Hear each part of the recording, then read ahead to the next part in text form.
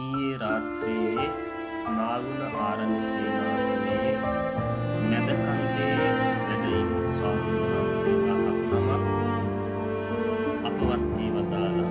මේ ඔබට පේන ඒ ඩක්ුවේ ඒ ඇදලා ගන්න කම්බිය කැඩී යාමෙන් තමයි උන්වහන්සේලාට මේ අනතුර සිද්ධ වුනේ.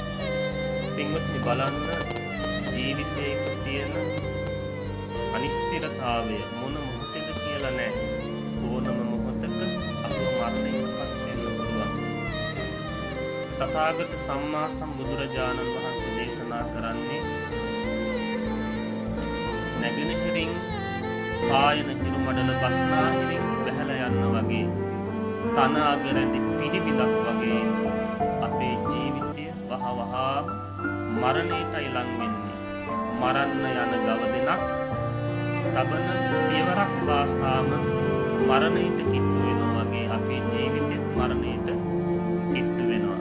ඉතින් මේක විශාල කන්දක්. මේ තියෙන්නේ මහා කන්දේ ඉඳලා තමයි මේ කේන්ද්‍ර දෙකේ තමයි මේක එතෙන්නේ. එතකොට බලන්න දැන්